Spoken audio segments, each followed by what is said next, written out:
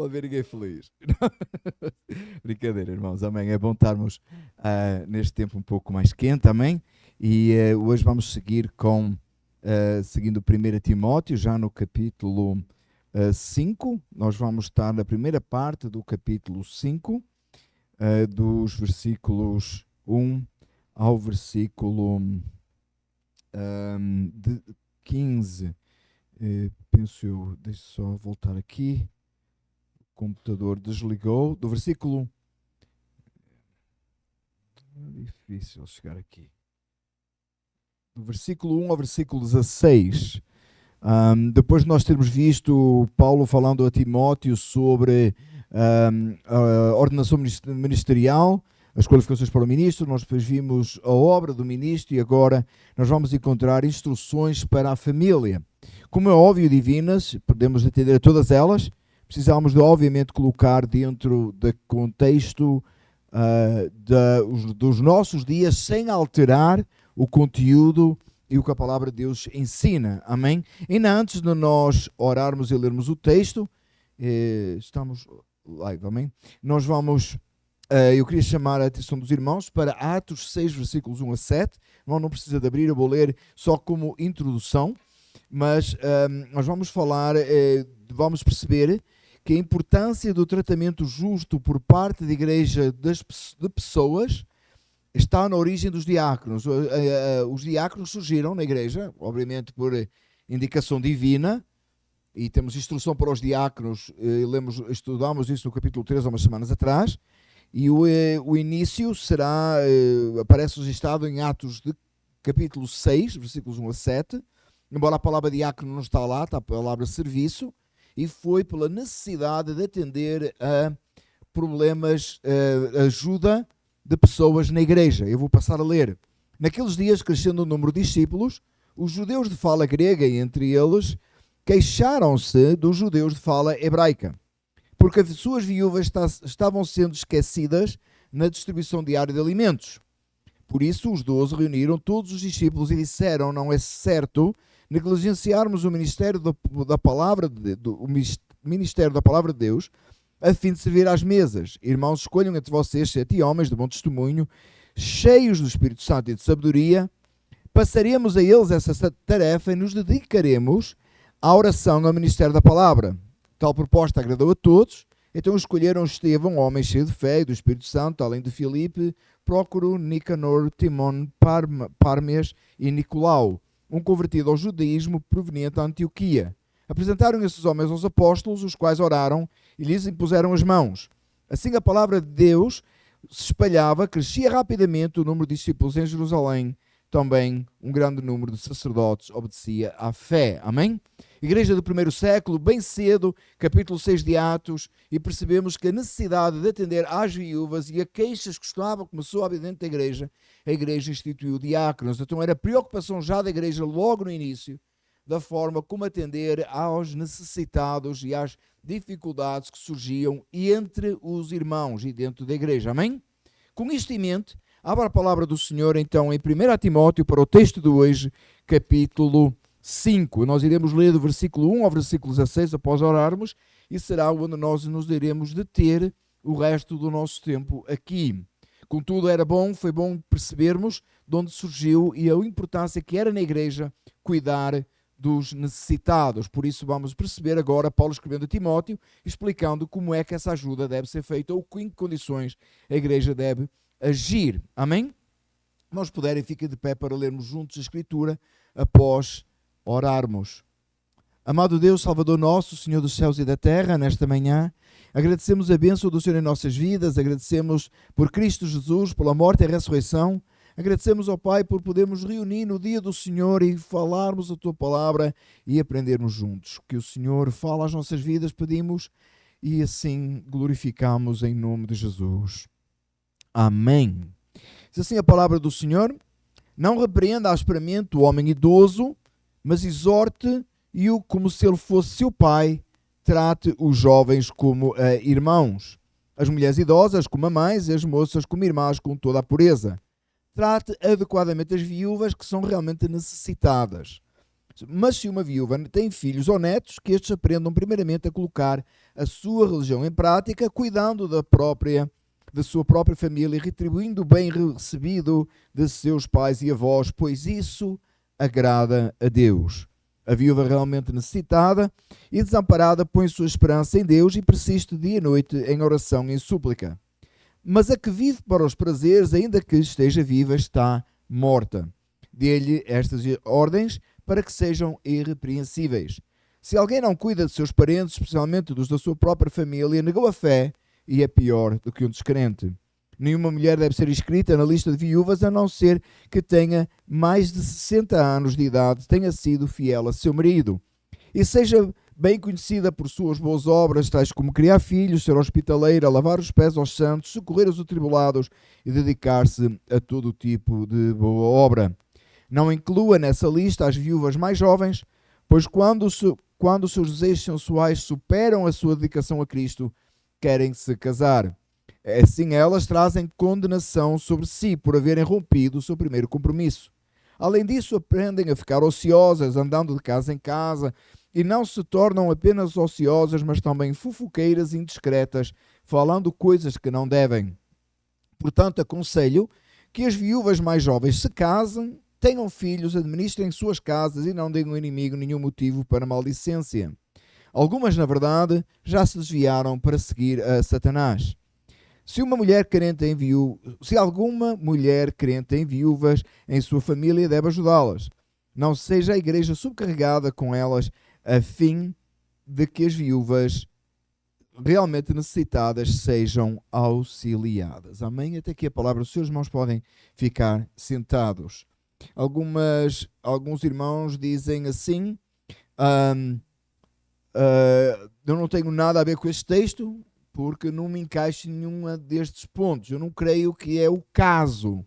Porque, por certo, quando nós olhamos o texto, entendemos que ele está a falar para a igreja e algumas diretrizes aqui gerais para as quais nós devemos atender.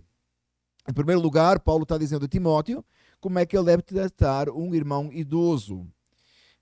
Ninguém gosta de ser idoso, não é? Até que há um irmão que quer se candidatar a ser idoso, além dos que já são. Não creio. Mas como é que o pastor, como é que os... Um dia, falta muito, né? Como é que o pastor, o presbítero, como é que deve tratar aqueles irmãos mais idosos? Deve exortar, não deixa de exortar, mas por certo tratar como se fosse falando com o seu próprio pai. Tratar com respeito. Contudo, a exortação precisa de ser feita. Às vezes nós temos dificuldade com isso e confundimos as coisas. Todo ministro do Evangelho tem a obrigação de exortar a todos, o que deve fazê-lo de devida forma. Como é que faz com o homem mais idoso? Como se ele fosse seu pai, com todo o respeito, honrando e sempre tratando com esse respeito devido. Os irmãos mais jovens, ele deve tratar como irmãos. Por outras palavras, qual é o forte aqui? É tratar com amor. Tratar como se estivesse falando com um irmão. Exortando, repreendendo se necessário for, mas nunca de uma forma áspera, sempre demonstrando amor e cuidado. Amém? Como é que ele trata as irmãs idosas? Não tem na nossa igreja, amém? São todas jovens, mas se houvesse, ele trataria essas irmãs idosas como se fossem a própria mãe, como se estivesse falando com a própria mãe. Mais uma vez, não que não seja necessário exortar, não que não seja necessário corrigir, mas sempre tratando com amor, com respeito, como se falasse com a própria mãe. E às irmãs mais jovens, como irmãs, com toda a pureza. Ele acrescenta aqui com toda a pureza, falando com uma irmã, mas com toda a pureza. Claro que nós vamos encontrar em diversos lugares e percebemos pelas Escrituras que nisso tem que haver muito cuidado, porque devemos fugir não só do mal, mas da aparência do mal. Amém? Então, obviamente, não cabe. É por isso que o pastor é casado, não é? É por isso que o presbítero é casado, não é? Porque tem a esposa para ajudar, especialmente nessas áreas onde é preciso lidar com senhoras, com irmãs ou com até jovens. Amém? Então, com todo o respeito, com toda a pureza, não só porque é o que é certo, mas também porque tem que ser notório aos olhos do mundo que há esse cuidado dentro da casa do Senhor para evitar falatórios conversações e conversas más. Depois de tratar deste versículo 1 e 2 entre o presbítero ou o pastor, que é um presbítero, com os irmãos e com as irmãs, ele vai tratar do assunto das viúvas.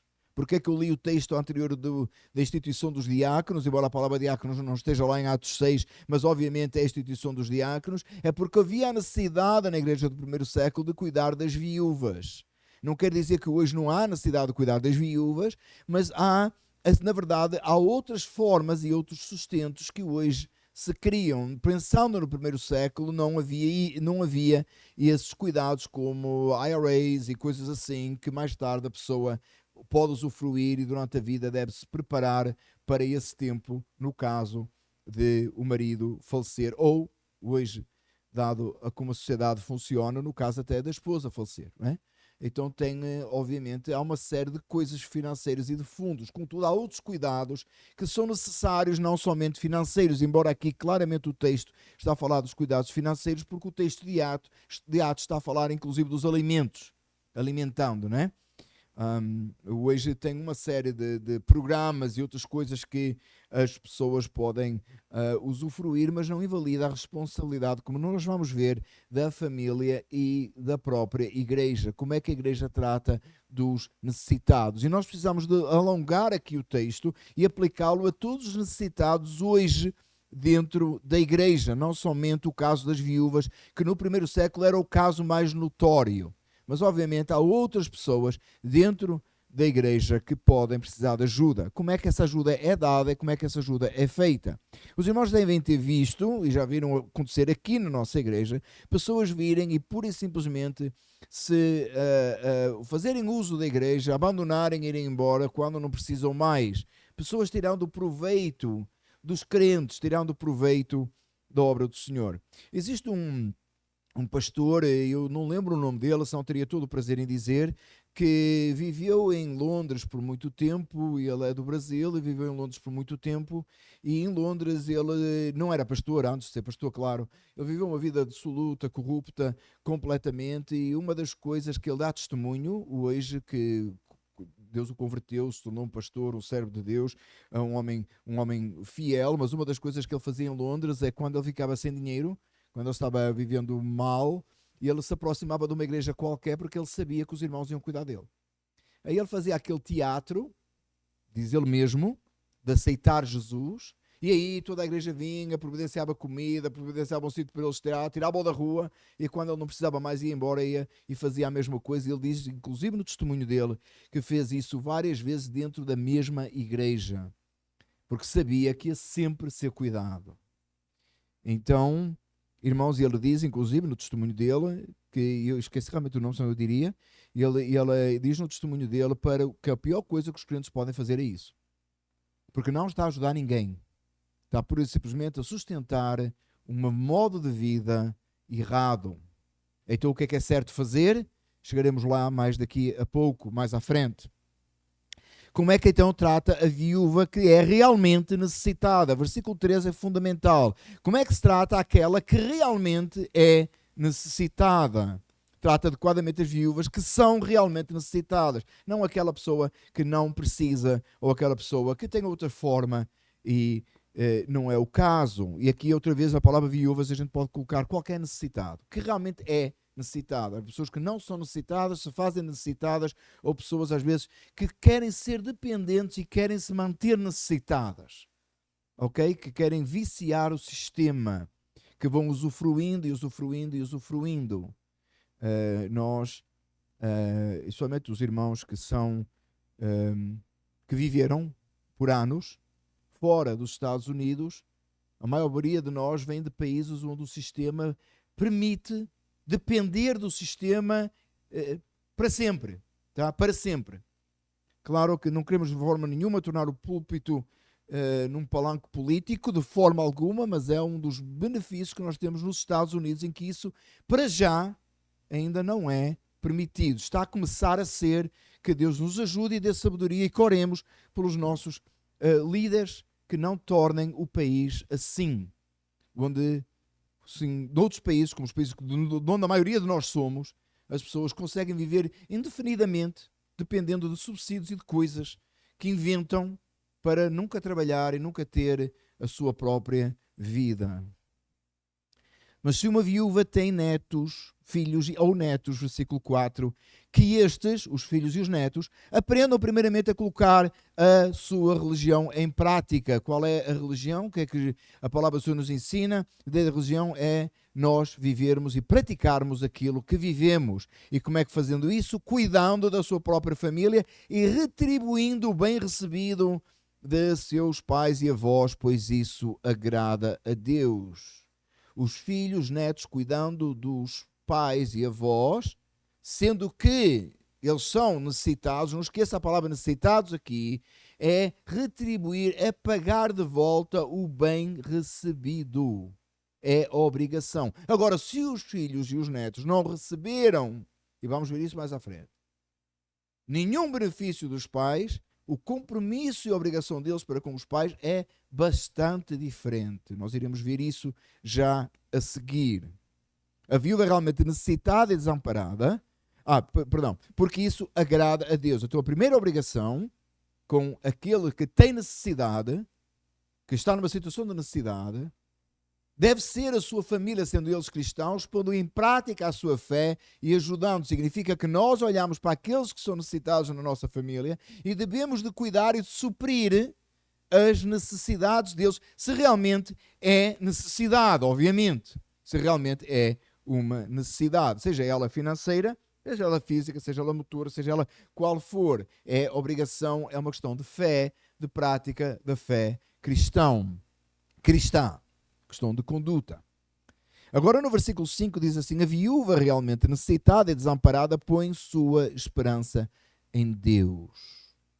Outra vez, pensando naquela época, e pensando nos dias de hoje, para quem tem necessidade, a pessoa que realmente está necessitada, está desamparada, ela não tem outra forma senão voltar-se para Deus. E nisso persiste de dia em oração, de dia e de noite em oração e súplicas.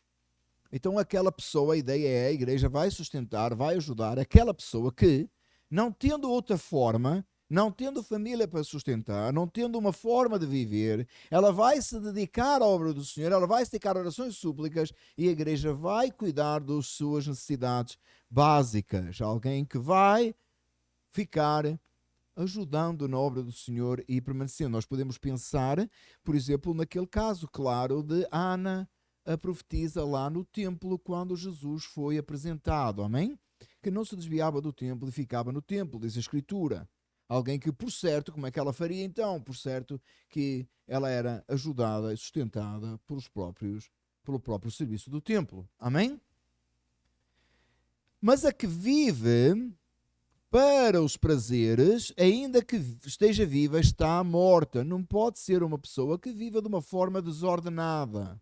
Voltando, aplicando aos nossos dias, a igreja sustenta e ajuda um irmão em necessidade, mas não é pelo viver de uma forma desordenada, não é pelo viver de uma forma qualquer, não é pelo não pode ser alguém que não tem um compromisso sério com Deus, que não é dedicado à obra do Senhor, não é uma pessoa que vive desordenadamente, gasta o que não deve e depende sempre dos outros em todas as áreas.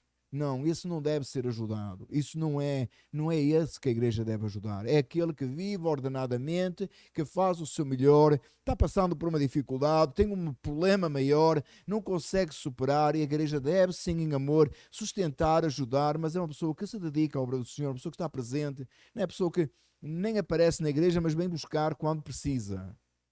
Nós já tivemos experiência de ter food bank na igreja e a igreja enchia no dia do food bank.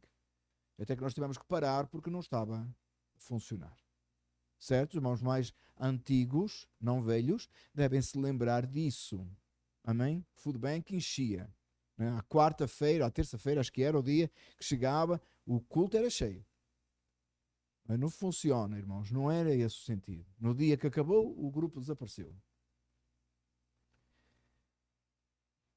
Não é esses.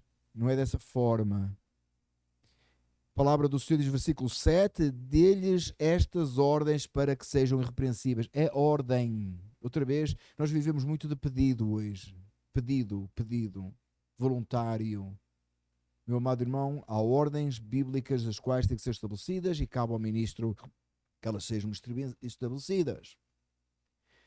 Versículo 8, se alguém não cuida dos seus parentes, especialmente os da sua própria família, negou a fé e é pior que um descrente. Paulo vai reforçar aqui a Timóteo outra vez o que ele tinha dito anterior, a responsabilidade dos parentes crentes. Aqueles que são crentes, que tenham necessitado na sua família, na sua casa, devem ser aqueles que vão sustentar, que vão cuidar e não sobrecarregar a igreja. Aquele que não faz isso, ele é pior que o infiel.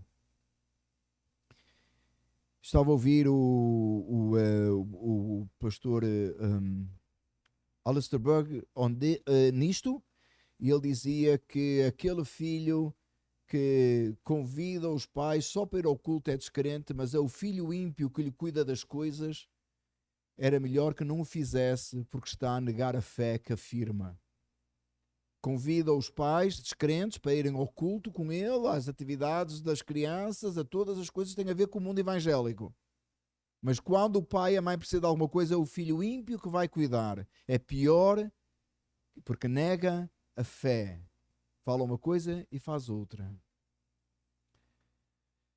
Versículo 9. E agora aqui é interessante, nenhuma mulher deve ser inscrita na lista de viúvas, a não ser que qualificações para ser inscrita na lista de viúvas. A igreja deve ter uma regra e deve ter uma forma, uma lista para classificar as pessoas que recebem ajuda da igreja. Primeiro lugar, neste caso aqui, ter mais de 60 anos. Segundo, tenha sido fiel a seu marido. Não foi fiel ao marido em vida, não recebe sustento na velhice. Parece duro, parece quase um castigo, parece quase uma vingança, mas é o que a palavra de Deus ensina. Vamos ajudar aqueles que tenham mostrado com a sua vida que são dignos de receber ajuda. É muito importante. Seja conhecida por boas obras. Alguém que é conhecido por praticar boas obras, tais como criar os filhos. Foi ela que criou os filhos, no temor do Senhor. Os filhos não têm condição, a igreja vai ajudar. Ser hospitaleira. Lavar os pés dos santos. Não é dos santos no altar católico, não é? Claro. É assistir os santos naquela época a receber os apóstolos em casa, os mensageiros do Senhor. Claro, quando ela tinha marido, não é? Lógico. E recebia e cuidava da obra do Senhor. É hoje tenha sido alguém dedicado à obra do Senhor. Em todas as áreas, servindo na casa do Senhor. Socorrer os atribulados e dedicar-se a todo tipo de boas obras. Socorrer, ela também, essa viúva que vai ser inscrita, era alguém que realmente ajudava os outros. Vamos ajudar aquele irmão que ele, quando pôde, ajudou os outros, ou era alguém que nunca ajudou ninguém e agora quer receber ajuda. Parece duro demais, irmãos, mas é Bíblia. Nós fazemos a coisa leve demais. Alguém chega, bate na nossa porta, quer ajuda, a gente derrete-se todos, ajuda. Eu estou a falar a porta da igreja. A gente derrete-se todos, ajuda, porque é nosso mandamento, é nossa obrigação. Não, irmãos, tem ordem, tem regra. Não é qualquer um. Ele qualifica para receber ajuda. Quantas vezes, irmãos, nós já ajudámos pessoas que nos bateram com os pés, que nos fecharam a porta na cara, que nos desprezaram como igreja. Não estou a falar na sua vida pessoal, que na sua vida pessoal é você que tem que ser responsável. Estamos a falar como igreja, nós temos que ser responsáveis e ter mais cuidado com isso. Quantas vezes, irmãos, nos dedicamos e ajudamos pessoas que depois, quando não precisaram mais, foram embora, bateram com a porta, ou quando a igreja precisou de ajuda, não fizeram. Abandonaram, foram embora, não quiseram saber mais. Não incluí nessa lista viúvas mais jovens, porque quando os seus desejos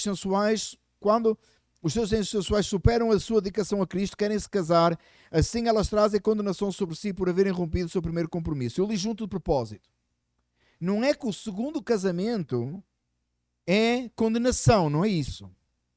Temos que deixar o texto no contexto. Cuidado, que irmão, se você isolar o versículo, estes dois versículos do texto, você vai dizer assim: o segundo casamento é pecado para viúvas. Não. É a única qualificação na Bíblia onde alguém pode contrair um segundo casamento é quando a pessoa é viúva. Tá? Amém? Está nas Escrituras bem claro. O único momento em que alguém pode contrair um segundo casamento é em viuvez. E pode. Agora, o que a pessoa não pode é estar a receber da igreja uma ajuda e dizer: eu vou-me dedicar a Cristo, eu vou-me dedicar à oração, como vimos antes, eu vou-me dedicar ao serviço na casa do Senhor, mas depois, por os seus desejos sensuais ou por o seu entendimento, decide casar-se e ela vai romper aquele compromisso que fez primeiro com a igreja e com Deus. Ela está trazendo condenação sobre si. Por outras palavras, sempre, meus amados irmãos, que nós assumimos um compromisso com Deus e rompemos esse compromisso com Deus por uma outra coisa qualquer que à partida nem seria pecaminosa, ela se torna pecaminosa e condenável por causa de rompermos o primeiro compromisso que tínhamos com Deus. Cuidado com os compromissos que você faz com Deus. Cuidado. Diz a palavra do Senhor que é melhor não fazer voto do que fazer voto e quebrá-lo. Você se comprometeu a servir o Senhor numa determinada área, num determinado lugar, num determinado momento. Agora aguenta com isso. Foi o seu compromisso com Deus. Você quebra esse compromisso, você está trazendo condenação sobre si. A viúva que disse: eu vou receber o sustento da igreja, eu vou seguir servindo o Senhor, eu não quero mais casar, mas de repente muda de ideias, ela traz condenação sobre si e não traria se antes dissesse assim: eu não quero essa ajuda, eu não quero assumir esse compromisso porque eu espero ir-me a casar. Além disso, essas viúvas assim, elas aprendem a ficar ociosas, por outras palavras, não querem trabalhar, não querem assumir compromisso, andam de casa em casa e não se tornam apenas ociosas, mas também fofoqueiras e indiscretas, falando coisas que não devem. Meu amado irmão, isso é tão sério, cria tanto problema. A gente costuma dizer no linguajar do mundo, não diga por favor que o pastor disse que está na Bíblia, que não está, que a mente vazia é a oficina de Satanás, não é? E é verdade, a pessoa começa a estar muito desocupada, está sem o que fazer, ela vai inventar coisa, vai contar o que não ouviu, vai dizer o que nunca foi dito, porque vai interpretar errado, está com tempo demais, vai começar a queixar-se de coisa que não presta, vai começar a passar tempo. Sabe quanto, irmão, dos anos de ministério eu já desperdicei atrás de coisa que não prestava, porque alguém ouviu o que não devia ouvir ou comentou o que não prestava? Meu amado irmão, já falei isso várias vezes aqui, quando estamos em Timóteo. Muito cuidado com isso. Não faça o pastor, o presbítero, perder tempo atrás de coisa que não presta. Não sabe a certeza, fica calado. É coisa que você pode resolver, não traz ao presbitério. Não estamos a falar coisa espiritual, coisa banal, coisa simples. Resolve você. Trata dessas coisas. Não deixe a sua mente estar desocupada e começar a inventar coisas. E que eu acho que não sei quantos. Eu penso, olha, eu não sei, mas eu acho. Então cale-se. Cale-se. Guarde lá a sua sabedoria que para si, a sua imaginação, o seu pensamento. Arrepende-se e volte-se para Cristo. Porque faz perder tempo. Faz gastar um tempo desnecessário. Pessoa ociosa, pessoa sem ter que fazer. Amados irmãos, o que dá de problema a uma pessoa que não tem trabalho? A pessoa que não tem trabalho dá trabalho para os outros, sabia? Já deu conta? A pessoa não tem que fazer, ela inventa trabalho para os outros. Ela traz problemas, ela cria problemas. Não incluir nessa lista essas pessoas. Agora olha o que diz então o versículo 14, qual é o antídoto? Portanto, aconselho que as viúvas mais jovens, o que é que elas devem fazer, essas viúvas mais jovens? Com menos de 60 anos. Tem que considerar o nível, a esperança de vida da época também, né? Essas viúvas mais jovens, com menos de 60 anos, elas devem fazer assim. Elas devem se casar. Elas devem se ocupar, casando-se, terem filhos, administrarem as suas casas e não dar lugar ao inimigo para maledicência. Não dá lugar a Satanás. Viúvou.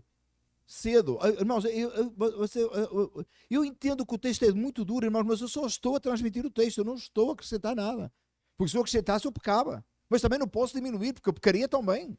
Viúvou cedo, casa de novo, procura um marido, procura não, deixa-se encontrar sempre, por um homem crente, viúvo talvez também, que possa continuar uma vida. Não vai sobrecarregar a igreja, não vai ficar ociosa, não vai ficar com tempo a perder tempo. Ou então vai se dedicar verdadeiramente a Deus, de todo o coração, para servir o Senhor, servindo a sua família, servindo a sua casa, servindo na igreja. E o versículo 15 diz assim: algumas, na verdade, já se desviaram para seguir a Satanás. Paulo conhecia casos, e parece que Timóteo também, possivelmente onde Timóteo estava, que havia casos onde isso já tinha acontecido, que a gente tinha viuvado, estava a depender da igreja e já estava servindo a Satanás, tinham-se desviado completamente do propósito. Mais uma vez, no versículo 16, diz: se alguma mulher crente em viúva em sua família deve ajudar, vai lembrar outra vez as famílias para ajudar as viúvas. Não seja a igreja sobrecarregada com elas. Para quê? Para que as viúvas que realmente necessitam sejam auxiliadas. Vamos aplicar no nosso caso aqui, irmãos. Vamos aplicar aqui na nossa igreja. Eu corri um pouco o texto com o propósito da aplicação que eu acho que é fundamental para a nossa vida. 2 Tessalonicenses 3, 10 a 13, que o presbítero leu no início, diz assim, Paulo escrevendo aos Tessalonicenses: quando ainda estávamos com vocês, nós nos ordenamos isto. Se alguém não quiser trabalhar, eu vou parar, eu vou dizer outra vez. Não quiser, não é aquele que não pode, é aquele que não quer. Se alguém não quiser trabalhar, também não coma. Não quer trabalhar, não come. Não foi fácil? Está com pouca vontade de trabalhar? Não coma. Fácil.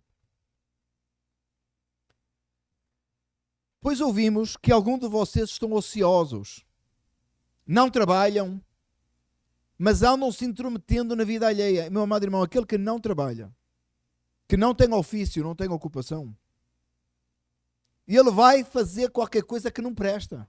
Ele vai se intrometer na vida alheia. Ele vai trazer problemas. Ele vai bisbilhotar, vai fofocar, vai criar conversa, vai criar problema.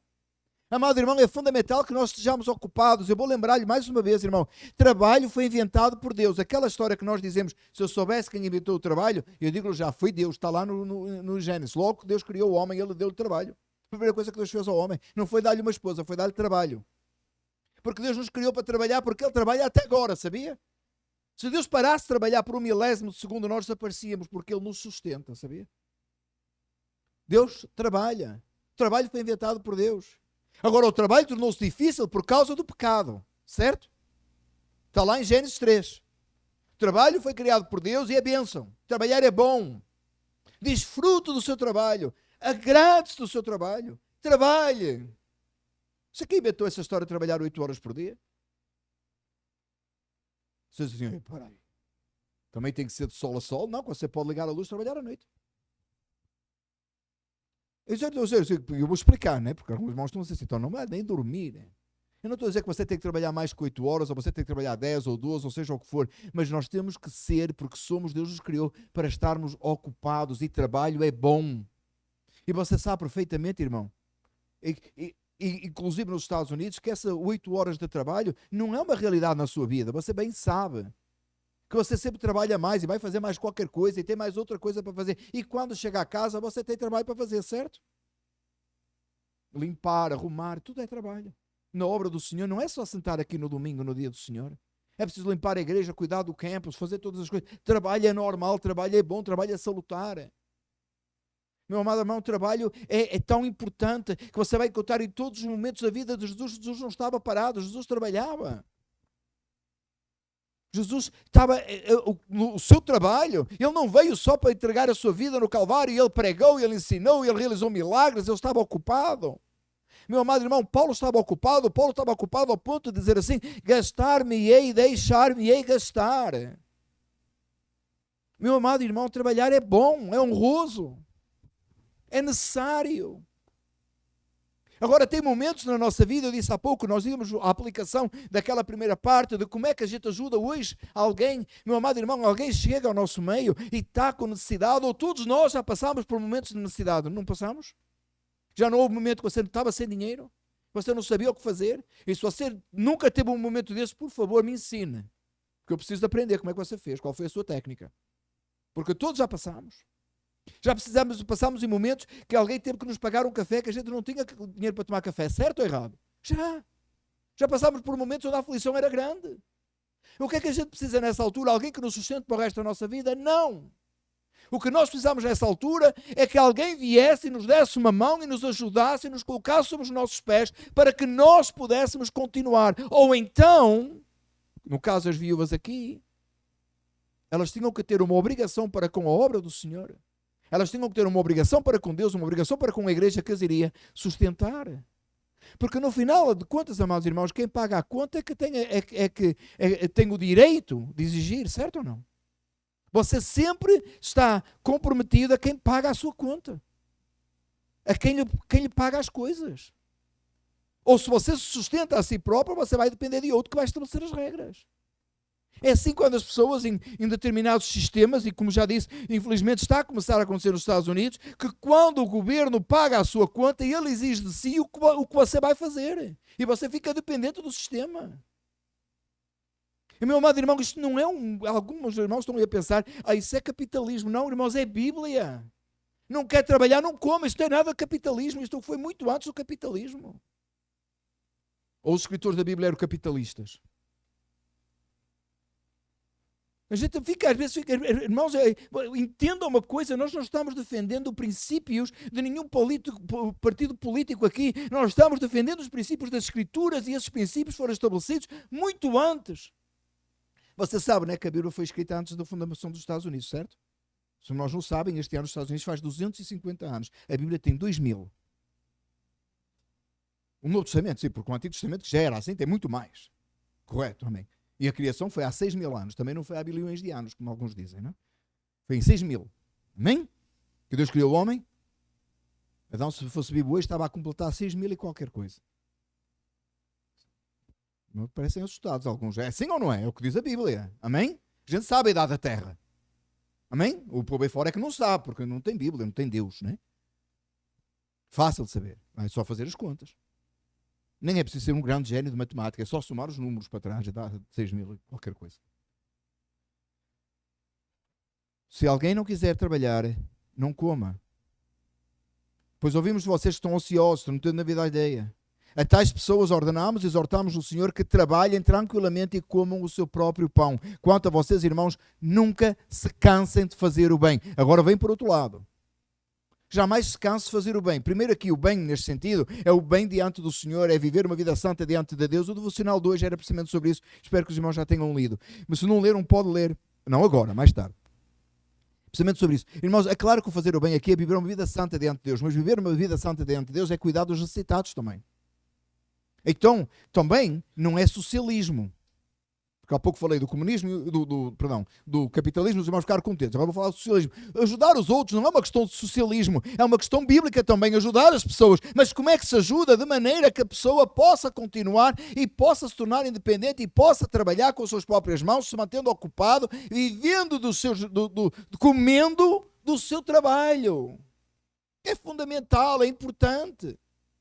E aqueles que nunca conseguem, que têm uma condição completamente diferente, que têm uma condição completamente dependente, seja o caso das viúvas que não têm nenhum rendimento ou qualquer outra pessoa dentro da casa do Senhor, deve ser tratado com dignidade, a igreja deve cuidar, deve se comprometer com essa pessoa, mas essa pessoa tem que se comprometer com a igreja. Essa pessoa tem que se comprometer com a obra de Deus. Essa pessoa tem que se tornar verdadeiramente dependente da obra de Deus. Não é um escravo do trabalho da igreja, não. É uma pessoa que voluntariamente, alegremente, serve ao Senhor e recebe, por certo, o benefício dos irmãos que cuidam e amam. É uma pessoa que, de repente, é uma pessoa que trabalhos simples, mas dedicado. É uma pessoa que ora, é uma pessoa que cuida, é uma pessoa que está na igreja. É uma pessoa que se esforça pelo bem da obra do Senhor.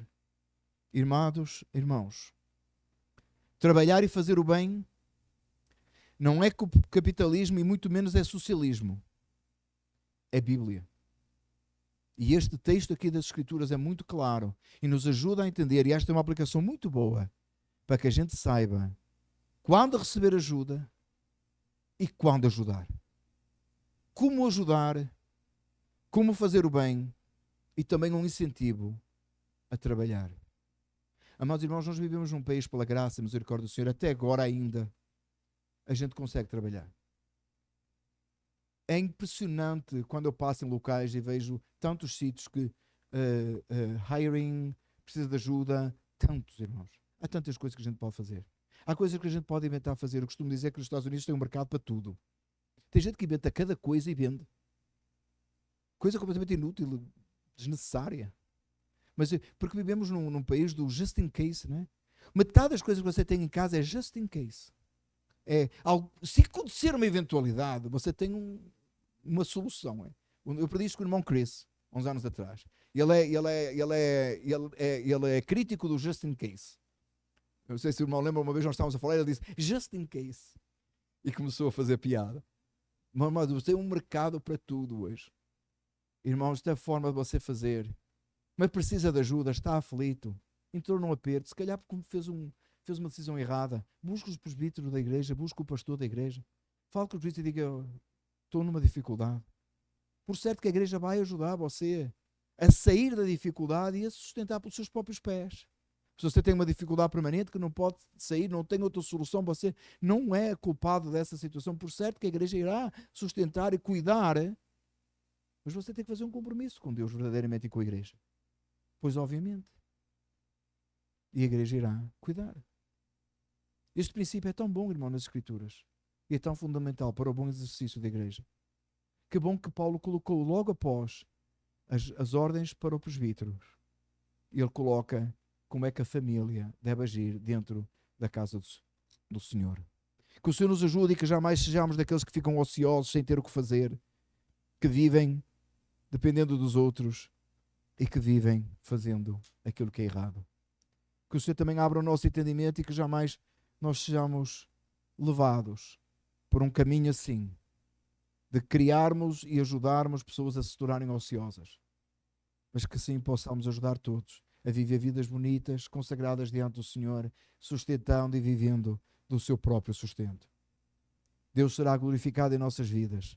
Ética cristã, ética de trabalho, a ética de trabalho está por trás, a correta ética de trabalho está por trás de uma ética cristã correta.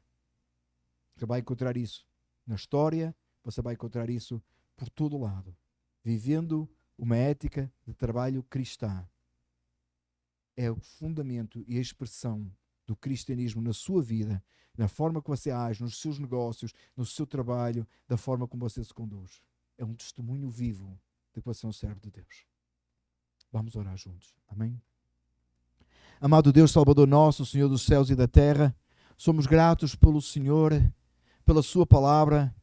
E Pai, te agradecemos, ó Deus, pelo trabalho, por vivermos neste país onde nós temos trabalho, onde há tanto trabalho. Ajuda-nos, ó Pai, a vivermos uma vida correta e não sermos ociosos. Pai, ajuda-nos da mesma forma a ajudar aqueles que necessitam de voltar a colocar sobre os seus pés para que possam continuar. Pedindo, Senhor, também que o Senhor nos dê sempre muita humildade. E aquele irmão que realmente precisa